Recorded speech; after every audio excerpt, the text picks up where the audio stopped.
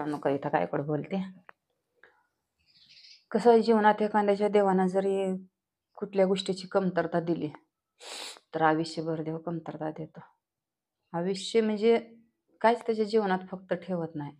ते कसं जगेल, काय करेल. एखाद्याला कष्ट लावलं तर आयुष्यभर कष्ट.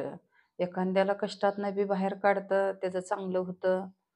एखाद्याचं वाईट होतं, त्याला कष्ट करायला नको वाटतं, त्याचं शरीराला साथ देत नाही देव, त्याच्या जगण्याला चांगला मोसम देत नाही, किंवा त्याच्या आयुष्याला भविष्याला काय बाबा खायला लागले खाऊदी करून, त्यातून पण काही यश बरकत नाही.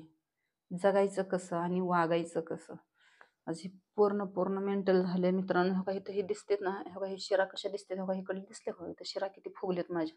पण कसं जगते काय करते माझे मला माहित आहे. डोकं दुखणं, पोट दुखणं, सगळं सगळं शरीर दुखतं. हातापायाला थेट यायला लागली, ते म्हणजे असं हाताची बोटं पायाची बोटं वाकडी तिकडी व्हायला लागली. ते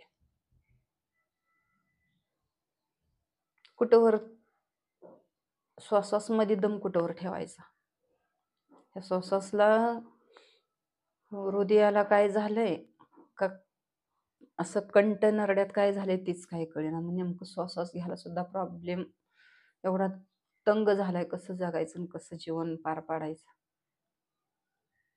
मला तर मित्रांनो म्हणजे काय जगावं कसा आणि राहावं कसा निर्णयच मला काय कळेना. का होईना माझ्या शरीरानं ह्या ऑपरेशन झाल्यामुळं माझं एवढं म्हणजे पूर्ण माझ्या शरीरातले असं म्हणजे कस ना कस गेले निवण. राहिलेच काय माझ्या शरीरात. 3-4 ऑपरेशन झाली म्हणल्यावर शरीरात माझ्या राहिले काय. फक्त हाडं.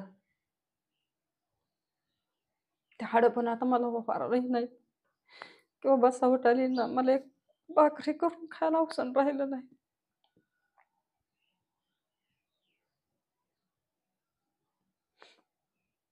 काही जरी स्वयंपाक केला, काही खाऊच वाटतं असं म्हणजे तोंडासमोर आणूच वाटत नाही. भाज्या पहिल्यासारखं खाऊ वाटे नाही, त्या भाकरी खाऊ वाटे नाही, काय असं म्हणजे जेवणच करू वाटे नाही मला.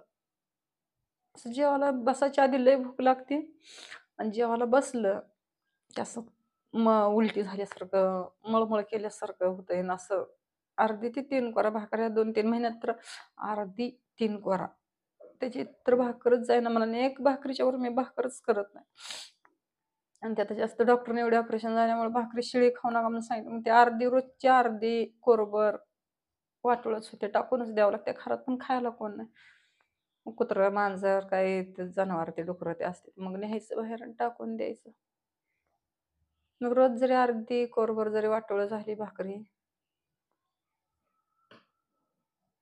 तीच उद्या परवा मोहरा अर्धी होईल. शरीर नीट राहिलं तर. पण त्या दिवसापुरती तर का होईना पोट भरून खाईन. मला त्या दिवसापुरतं पण मला एका दिवसात सुद्धा मला देव पोट भरून खाऊ देईन. काय नाही हो काही दिसते का मित्रांनो. ही पहिली मला ही झंपर येत नव्हती, हातातून जात नव्हती. काय करायचं आता?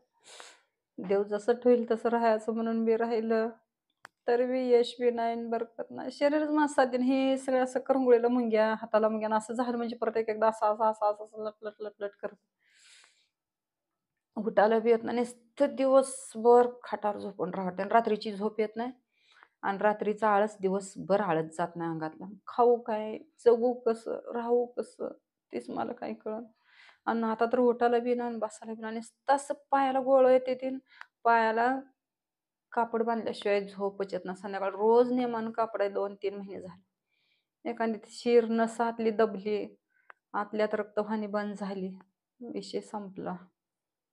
पण ते संपलं तरी लगेच अर्जंट काय नाही वाटत. एवढा हाल करण्यापेक्षा, एवढा त्रास होण्यापेक्षा, देवाने एवढा त्रास देण्यापेक्षा, एकदम हाल होण्यापेक्षा पण शिरबीर एखादी दबून जरी समजा काय बाय चान्स झालं तरी सुद्धा माझ्यासाठी आनंदाची गोष्ट आहे. चला मित्रांनो, व्हिडिओ मोठा व्हायला लागला. बाय, लाईक करा.